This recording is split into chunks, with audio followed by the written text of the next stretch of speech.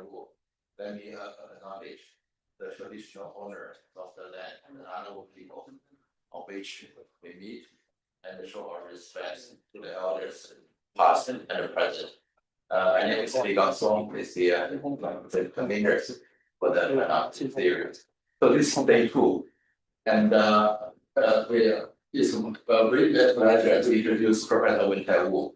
Win is the emeritus professor of the University of California in Davis, and very well known for his long-term research on China and the Chinese economy. Win is also I think it holds several visiting position in the Chinese universities. I think the latest one is the Ligang University, so in Shenyang. And Win is also very keen supporter for the update theories. And very early on, he participated in contributing to the book, coming very far from UC Davis and to Canberra to attend the conference. And Win also, he was visiting the Brookings Institution in Washington. He actually made an arrangement for us to, after the book launch here, the team come to Washington to launch the book at the Brookings Institution. Sherry 1 year also joined us, and Professor Jane Dolly another year. And Win also arranged that book at that year being published jointly by ANU Press and the Brookings Institutional Press. So that's the Win's contribution to the series, and also advising me all the way through. So I appreciate your support. Okay? So a great pleasure to introduce you to give a keynote speak in this morning. The title of Win's is meeting the challenges of microsurgery and technical innovation in a tumultuous world. So very turbulent word, we know, but big challenges. Thanks. Thank you.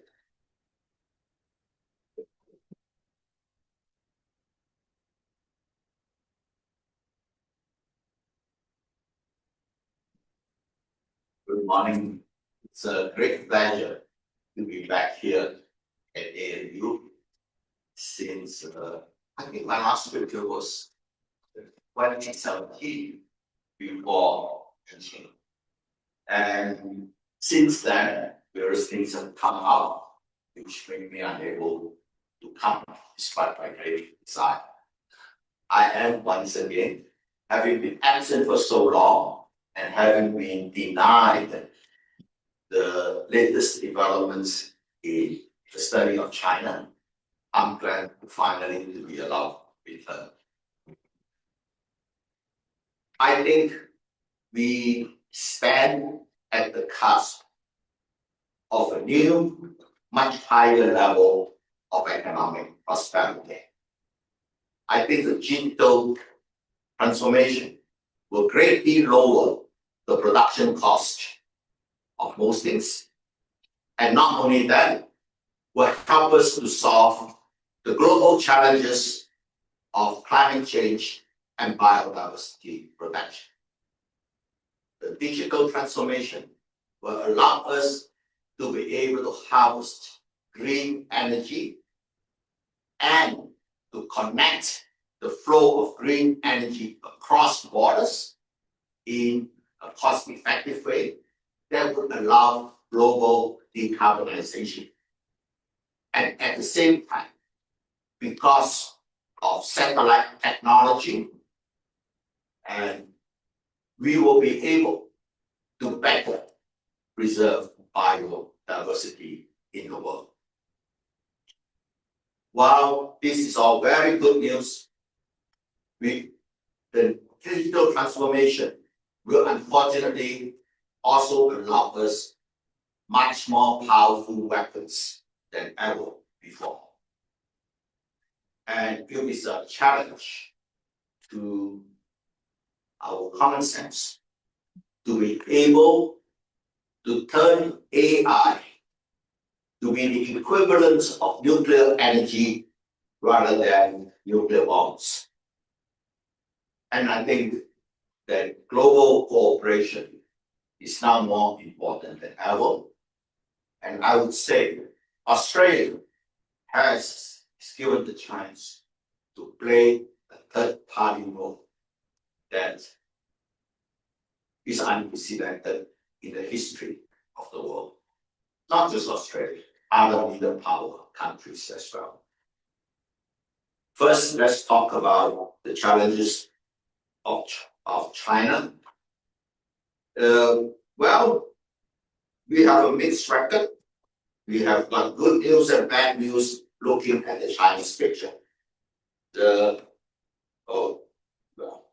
Being a professor for so long, I cannot help but to come up with definition of what I want to say, but it's all very common sense.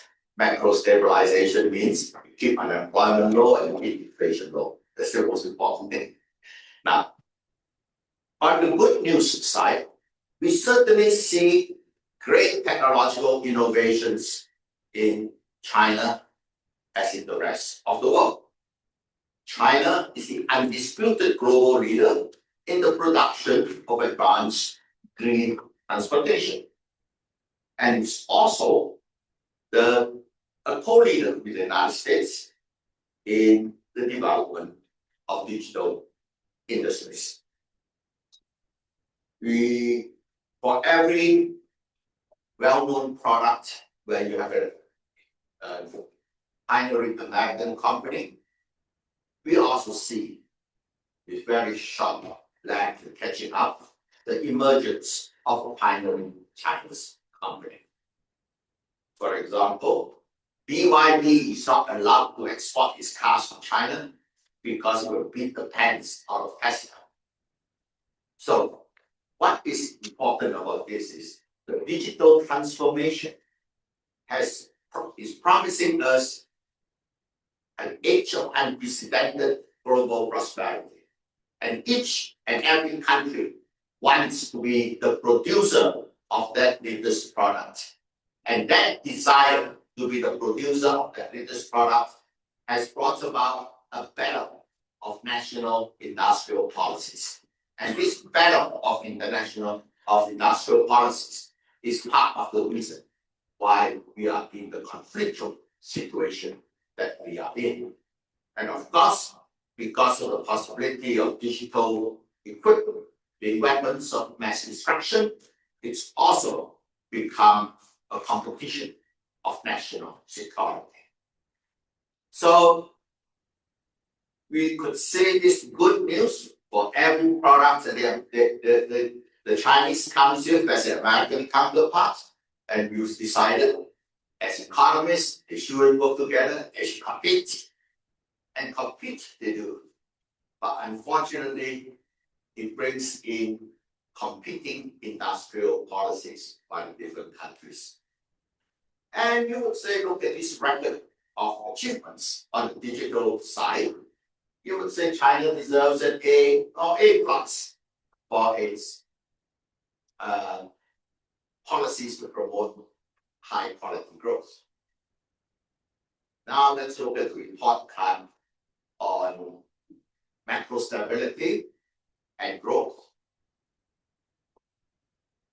It's not all just good words coming out from China. There's a new term that has emerged, involution, which was first used by the anthropologist Mr. Kurtz to describe the situation on Java Island. But anyway, what is that? That is basically you are in a low income equilibrium.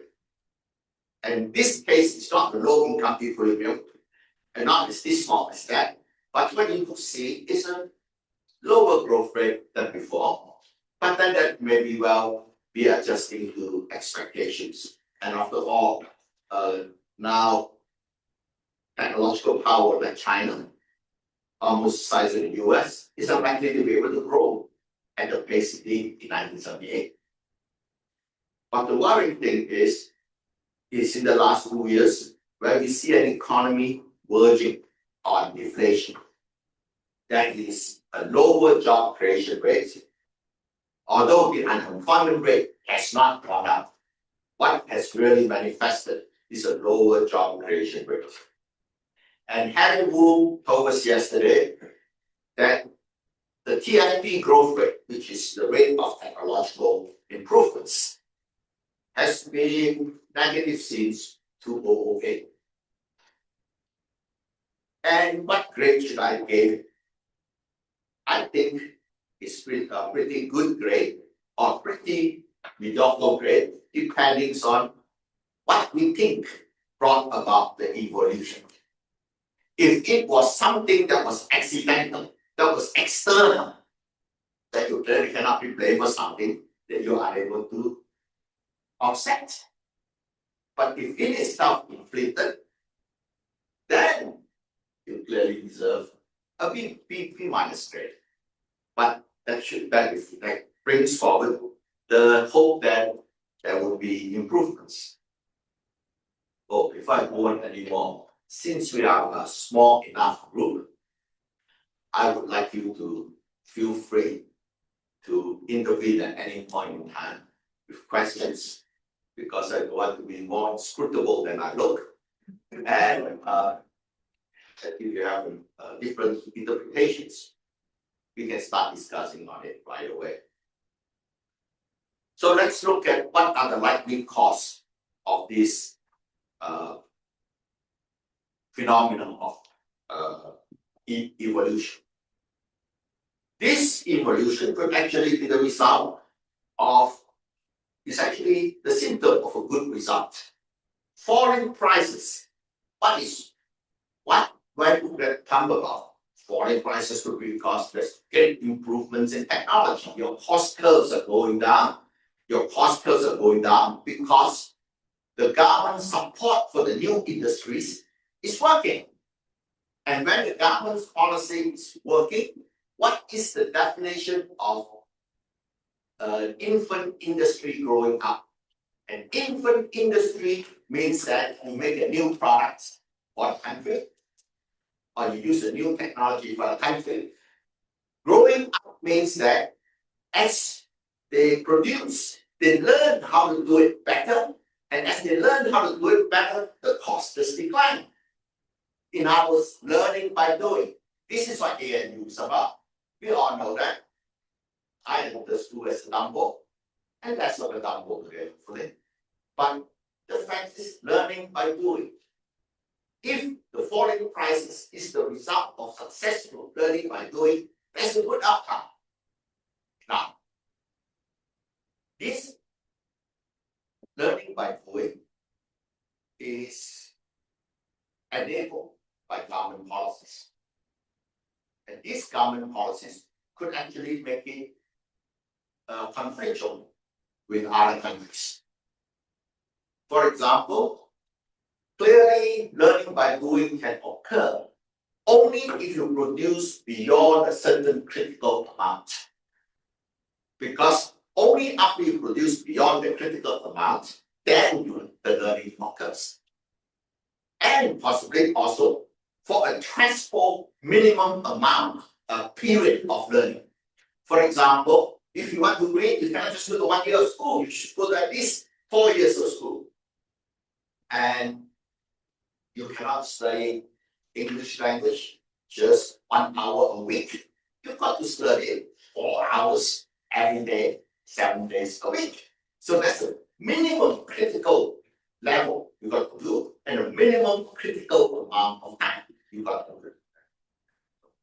So that means that in the meanwhile, you stop buying so much goods from abroad. When you're a small country, it doesn't matter. A small country by definition, you're no impact on the world price. So it doesn't matter what you do. But if you're a large country, when you do that, you cause the price to fall for the other person. So that is naturally conflictual. And it is even made more conflictual if the minimum amount of production that is required for learning to occur is bigger than your whole market. For example, why doesn't Singapore do industrial policies? Because its whole market is too small to enable critical learning to occur. Japan was able to do it because the Japanese domestic car market was big enough for Toyota to produce enough and learn, and then go out and take on the world. what if that amount is larger than what the domestic market holds? Then you have to use production subsidies, export subsidies, in order to reach that amount. And if it is a new product, many other countries also want to produce that new product. So they would enact the same policy. So you have a battle of national industrial policies. And all of this is manageable if it is just a few industries that are impactful. Like when Japan at its prime only tracted the US transistor industry, the US microchips industry, and the US automobile industry. Whereas right now, because of the scale of China, that range of products in which it is able to enter at the infant industry level is across the board. In a way, it becomes external economic relations for an industrializing large country. It's much more complex than that for Japan or Korea. And so, but anyway, happy outcome is cost comes to down. Can that be true? Harry Wu yesterday told us that the overall TFP of the Chinese economy has been negative from 2008 onwards. That means that we see segments of the economy where there is great technological innovation, but we see a larger part of the economy that is highly inefficient and holding the economy back. So, on the average, when you take the few successful industries and the others, you have not grown, you are still growing below potential. So, we cannot think of the deflation as good news from successful industrial policies. Then what will it become? Then the alternative is what economists call the soft budget policy. Soft budget policy is a nice technical way of saying bailing out the other side. Government had a bailout. If you look at the CPI of China, it's true that China has a very low inflation rate, but if you look at the service component, the price of services is going up. The price of goods is either flat or going down. And what happens is when you see a diversion in the trends of this, you know that there is a mismatch between the actual composition of production and the desired consumption bundle of the public. Because if there's a mismatch between the actual production composition and the desired consumption package, the goods in short supply, the price goes up. The goods in excess supply, the price goes down. And in this case, the excess supply of goods outweighs the impact of the shortage of the unsigned goods. And what has made the mismatch between consumption and production greater is the appearance of tariffs. A lot of shoes destined for the American market now have to be absorbed elsewhere. The best solution is, of course, to ship it to Malaysia, and from Malaysia, we will ship it to the United States. That's what the transshipment data might well suggest be the reason why total Chinese exports have continued to rise, and total US imports continue to rise, largely because just like it happened in the 1985 Plaza Accord. Japanese industrialized Southeast Asia, and Southeast Asia exported the goods that Japan used to make to the United States. So, but however, this mismatch between the consumption and production predated the Trump election in 2016. It emerged from 2008 onwards, where in response to the global financial crisis, the world came together in November 2008 to have the first G20 head of states summit. And everyone went home saying, we will stimulate. And China did stimulate, that caused GDP growth to jump. But at the same time, excess capacity started appearing, started to become bigger in China. So there's this persistent mismatch in the face of non-profitability. Because if there's a mismatch, the person with the excess runs a loss. And when you run a loss, you go out of business. The only way you do not go out of business is if somebody bails you out. Bails you out in terms of continued bank loans. The bank lends you money so you can afford to pay interest back to the bank. This is the zombie firm phenomenon. And why should there be what we call zombie firms? In other words, firms that are non-profitable by the normal rates of interest. Well, because each of the provinces wish to industrialize itself, and so they order the local banks to extend the credit. So there's industrial policies that deal with local protections. Or the other one is more prosaic. It is to keep unemployment low, because unemployment is a great social destabilizer. So the success of macro stabilization has led to the deflation we see, the continual mismatch between consumption and production. The most important implication for the future is that these funds are given to firms with lower growth potential than other existing firms. Is there evidence for that? This is exactly what Harry Wu documented yesterday.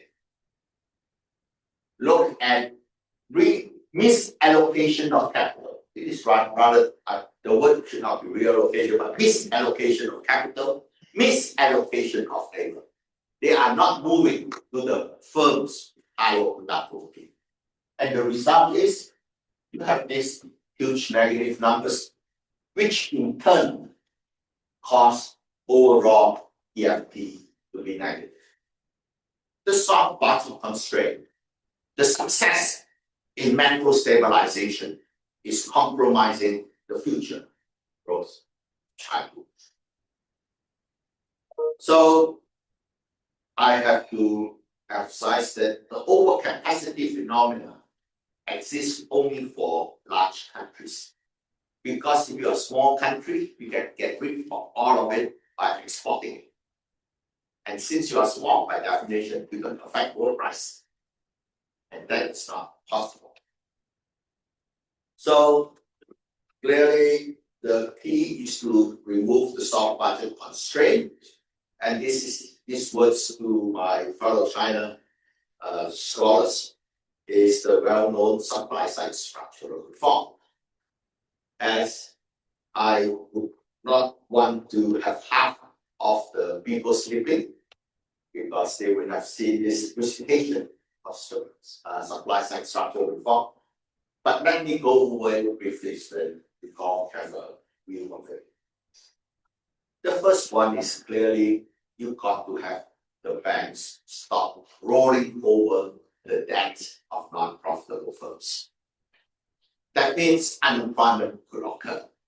So the key is to really find a way to reduce the unemployment pains of workers. And you have to find ways that are temporary. And there's no better way than to have a fast-growing economy on the high value-added goods so that there are alternative jobs available. And of course, you will have training. And in the period of training, you've got to feed them. And they have a life of dignity.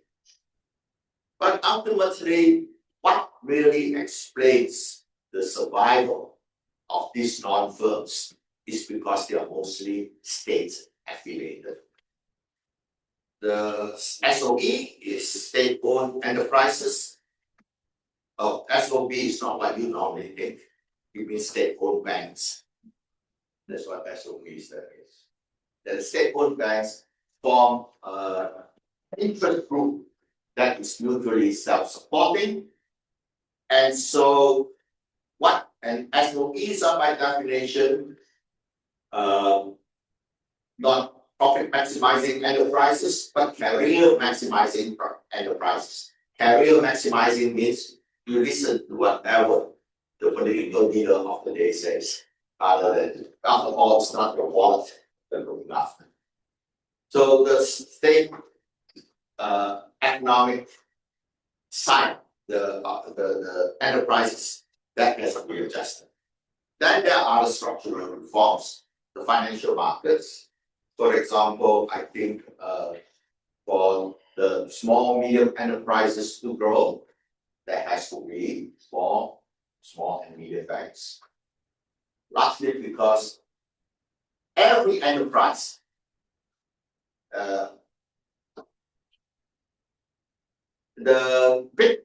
the reason why small, medium banks exist is largely because the big firms want to deal only with big banks because they need a lot more array of services than small, medium banks can survive. And small, medium banks, therefore, have no choice but to attend to the needs of the small, medium enterprises. Otherwise, they would have preferred to lend to big enterprises too. So the financial market needs to be reformed, and I think the land reform has to come to China. The speed of which is a difficult problem, and public housing will also have to appear. So all of this are well known. Then, of course, we know that in order to social stability, like unemployment is legitimacy. And there is no greater corrosion of political legitimacy than self-dealing in public life, corruption. Of course, I should amend the statement by saying it appears to be true until recent events, America, and the actions of Donald Trump. He's certainly an exception. He is investing in crypto coins before he became president, and then they are negotiating development of Trump projects with Saudi Arabian prince. But the American public seems to take it all as part of public entertainment. All of what I just said, the structural reform, are something that China can do to elect. Disable some of the political will, find the domestic social compromises so that and a better social safety net, all of that. Now, what is most difficult is that economic progress in China and for the rest of us can come only if we can stop the present global situation from continuing and certainly from continuing to spiral upwards. So let's come to the most important thing we remember, Adam Smith. Adam Smith starts off with his big, if you have to sum it up in a fortune cookie line, or in California, you sum it up on the t-shirt. The tagline for economics is free trade for all is the best for all. Largely because it's the best for productivity and it is the best for technological innovation. Because with the largest market in the world, you can recoup the research cost. So, but it is very important to know that the second half of Adam Smith, he said the following. In the first half of the book, I told you free trade for all is best for all. But if you look back in the history of the last 300 years, Then he is sitting in 1776, saying, if you look back in the last 300 years, globalization has nothing but a disaster for everybody but the Western world. Because globalization really began with the discovery of the Americas in 1492 and the journey to Calicut, India in 1498 by Vasco da Gama. That truly linked the world. And that killed, of course, the Silk Route because it prepared to ship goods more expensively, animals, and then with and then sailing force. And what we see was animal outcome. And Adam Smith, however, made the following prediction. He said it is not that globalization is bad. Globalization is bad only when there is inequality of force. Because when you trade, it is a win-win proposition. I give you something, and you give me something only if it is to your interest. But if you're much stronger than the other party, why should you trade? You just grab it. That's what he said. You just grab it. And that's why we have a conflict today. Whoever has the latest weapons from the digital transformation will be able to grab it from the rest. And from this record of history, we can understand the self-reflective actions that we see at the moment. What Adam Smith said turns out to be very prescient.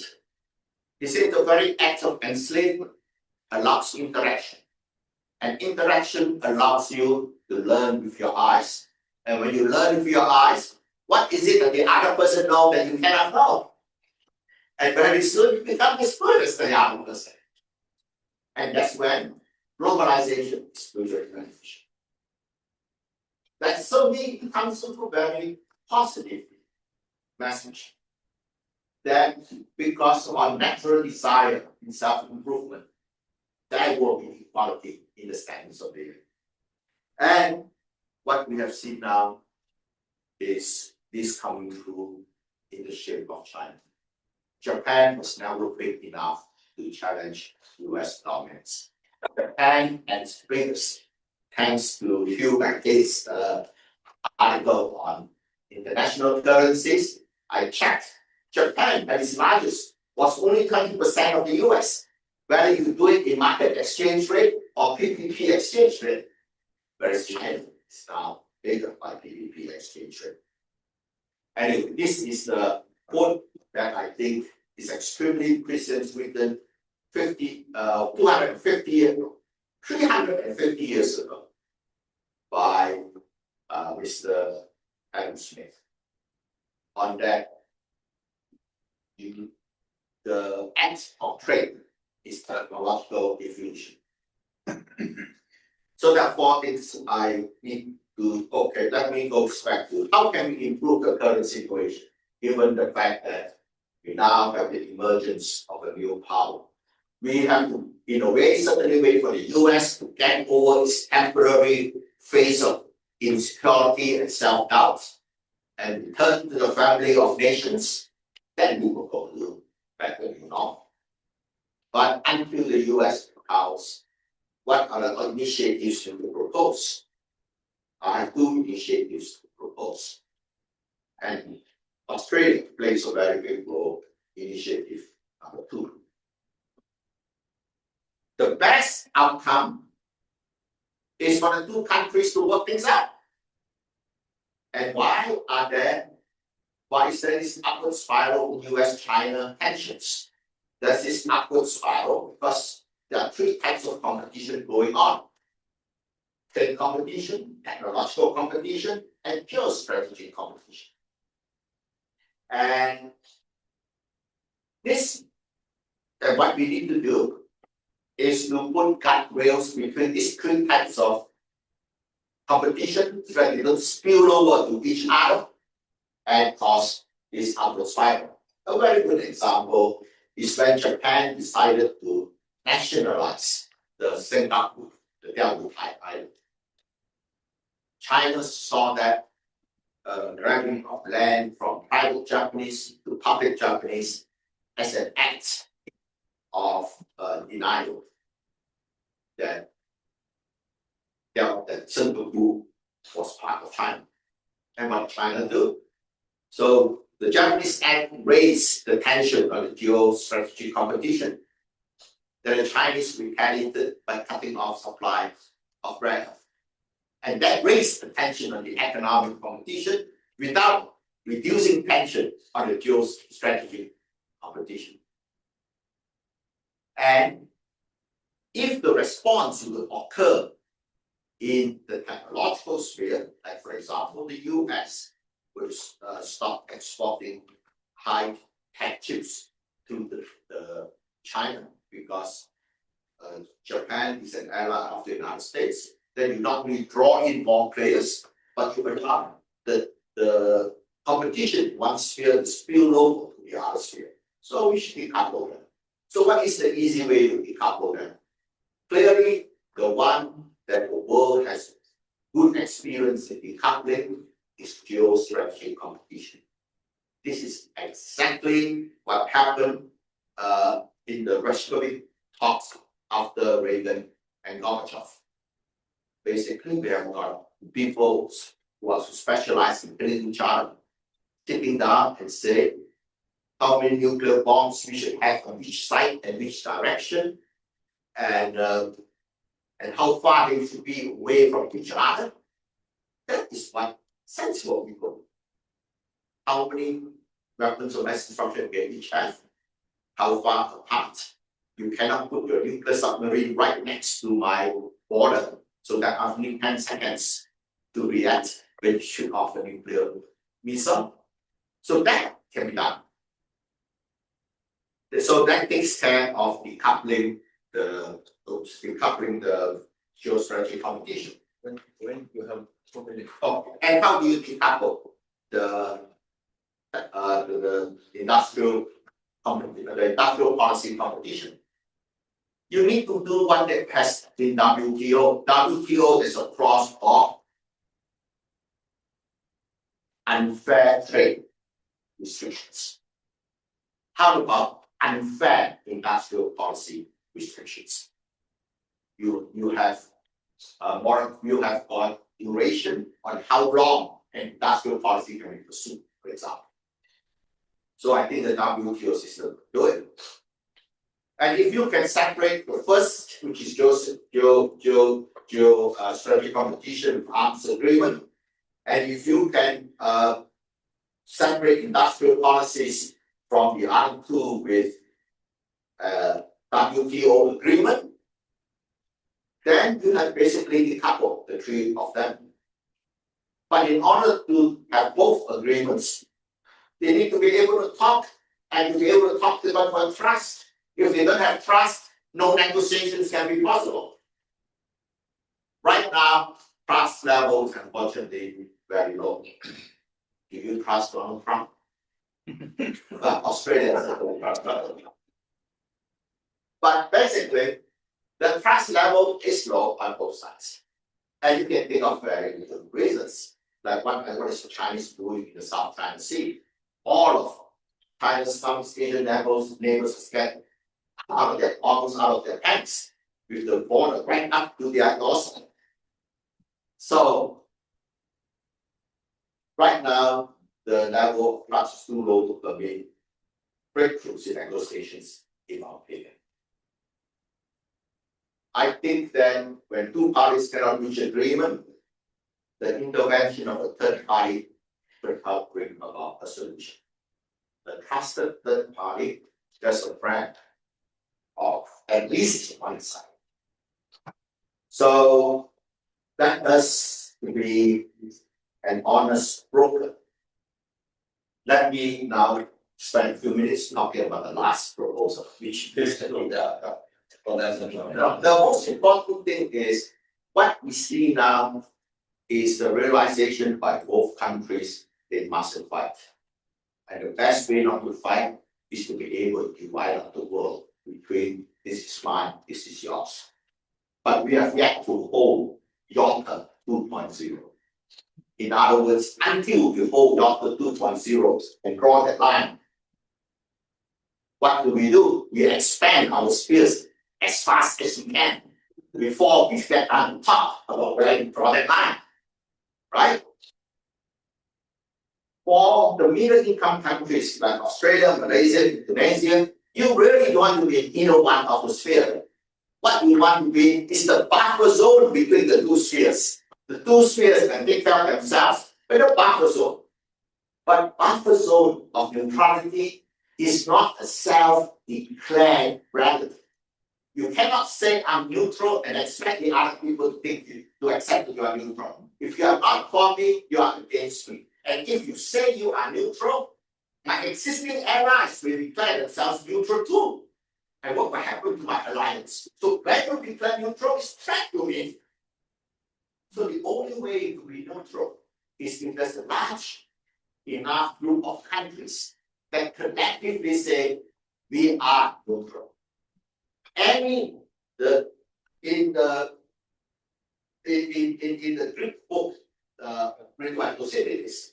There was this small state that said you want to be neutral, and Athens said, "And you will unravel my alliance."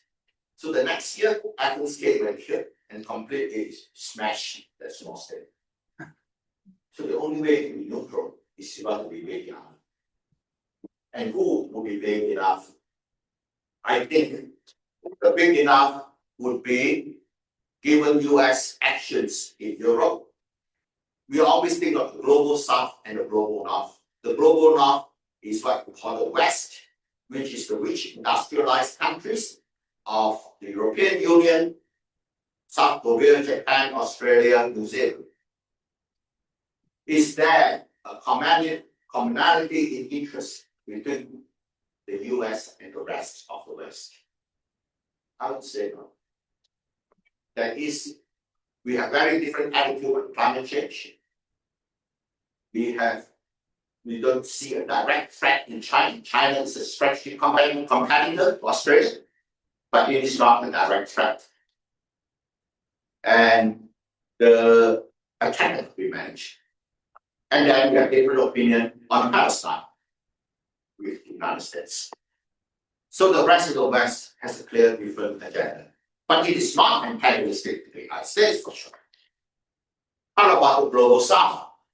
The global south is not just the BRICS, because the BRICS have R and C inside. So you cannot be neutral. What you want is ASEAN can be neutral. And ASEAN has the same population as the rest of the West. And given the fact that ASEAN GDP per capita is roughly 40%, 30 to 40% of that of the West, think of the catch-up potential. They are going to become 3 times richer than what they are today. And that collection of the rest of the West and ASEAN would be twice the size of China or the United States. That is truly problem. You cannot be threatened.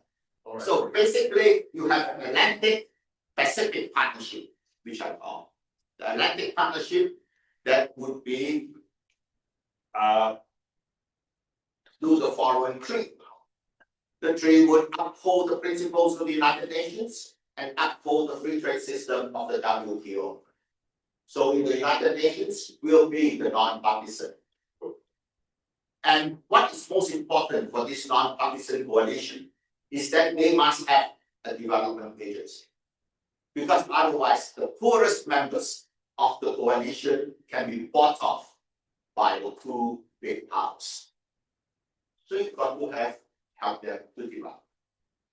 So Australia, as once the deputy sheriff of the United States in the South Pacific, could now turn to be the mobilizer of ASEAN, Japan, and Korea to form with the European Union and Atlantic Pacific partnerships for sustainable development, for global peace, actually.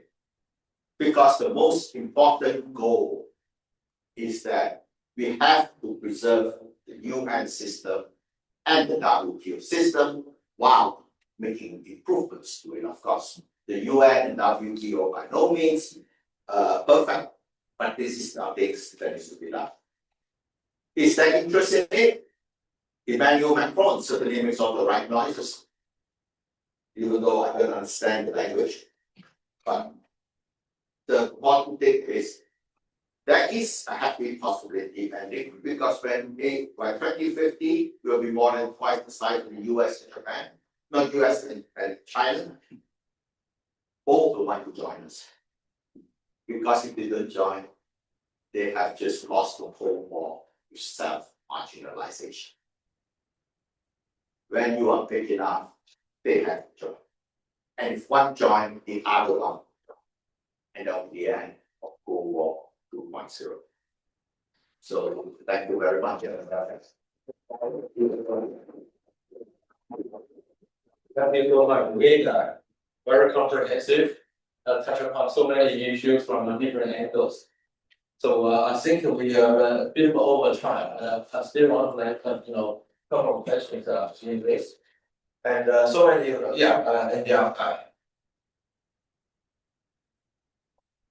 Thank you. Thank you, Wayne, for your comprehensive and very clear presentation. No. For me, I think from your presentation, I'm thinking about one is that solve about the constraint. Second is that financial inflation. And so I think with financial inflation, you have lower rate of interest and over-investing of the financial sector. And so is financial liberalization or sorts of partial financial liberalization a solution for the current dilemma on the Chinese economy? That's my question. Thank you. Yeah, I certainly agree that financial reforms needed, but that would require the ending of the state monopoly of the state financial system. The quickest way to end that monopoly is to take one of the big four, chop it up into several regional banks, and sell them off. Chinese enterprises are big enough to buy them. Otherwise, Citibank come and buy them. Or maybe human aid would be the consortium to buy them. So yes, I agree with you that it is a necessary component, but that by itself will be an important first step. Yes, very nice. Oh yeah, so thanks, Wing. Very insightful discussion. Actually, you can actually stimulate discussions further on this topic. Just following 2 points. This first one, actually, I just want to follow. It's already mentioned by Jiang. I think the external problems, the tensions, actually, we can find the root cause inside. The problems inside, to me, one way out is the physical positions of the local governments is certainly a big issue. And we have a lot of public assets can be sold. And then to solve the physical problem, at the same time, so strengthen the rule of law, and then so let the market to work out the solutions. We heard from Xiaobo's yesterday's speech about this. Actually, we can see the people, the Chinese people, the private entrepreneurs. So we see there are potential, the great potential there. So if we have this, so this could be the only solution. So this is what I said. So we have to make this kind of efforts to move to a rule of law equilibrium. Otherwise, there's no doubt. So is the rule of law is certainly being started. Yeah. The anti-corruption agency campaign is certainly a much needed and timely question of that. I'm actually wondering if you could comment a bit more on the non-alignment law, particularly in the possibility of the practicality of policing such non-alignment law. Because what we see in this day is, firstly, nations that's theoretically possible to be in non-alignment law is already partially applied, for example, Australia. who's very much in the US here, both administratively, economically, maybe not so much, but politically. Second is within the non-alignment bloc, there are vast disparities in national power and economics. Even in ASEAN, for example, I think Indonesia, by the nature of its population and its growth rate, will likely eclipse quite a lot of the other ASEAN members, which shifts the non-alignment equation significantly. And I think third, we also have the issue of countries aligning while theoretically in public appearing as if they're not aligned. And the country I'm thinking of is more Singapore, where although it tries to, I think, balance its rhetoric in terms of its behavior, is much more aligned with the United States and with China. So how do we, if we go forward with that non-alignment bloc, how would that practically work, given all of these opposing forces? The thing is, a club of everybody will not work. Just like part of the reason why the UN is paralyzed. It's partly because of the architecture of 1945, and partly that the membership is too big.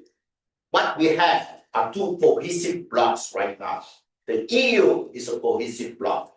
ASEAN is an increasingly cohesive bloc and a friend of Australia. And Australia is a member of RCEP. So you could see you straddle several goals. I think we start with two groups. I'm not asking for bringing in the Middle East now, bringing in the Latin Americans now. Just make it a true Atlantic Pacific alliance. The first Atlantic Pacific alliance was proposed in, I think, 2019, when NATO says it wants to open an office in Tokyo. What is the North Atlantic doing in the North Pacific? That is not the Pacific. That's not the Atlantic Pacific Alliance. I think that you got it right. How do you organize it? You pick two groups that are already pretty much cohesive and have a common agenda. Southeast Asia wants to be the buffer zone, but it knows it's too small to be a buffer zone. The rhetoric of Singapore has to be the way it is, largely because it's situated in the middle of the Malay world. How could you be pro-Chinese in the middle of the Malay world? That is such a Perhaps very brief. Yes, please. Given my question is given the low level of Chinese deflation, GDP deflators, the deflation of RMB has made Chinese exports cheaper. Do you think this helps ease the inflation pressure in the US and European countries? And another question, I completely agree that this issue behind low GDP deflator is very important. Inflation could be insufficient effective demand in China's domestic economy. Do you think in short term, more positive monetary policy and fiscal policy will help to address this issue? That is already very powerful monetary policy. It is the shape of the stock budget constraint. You just roll over the existing debts of firms that are not existing. That is macro stabilization that is so effective. No one gets laid off. But they all continue to produce and hence, because you sell the goods, the price keeps on going down. Monetary policy is so very, very aggressive. That's why unemployment rate is so low, despite the non-profitability. It is aggressive. That's why unemployment rate is so low. Because you don't have to lay off the workers. You get the working capital to keep producing.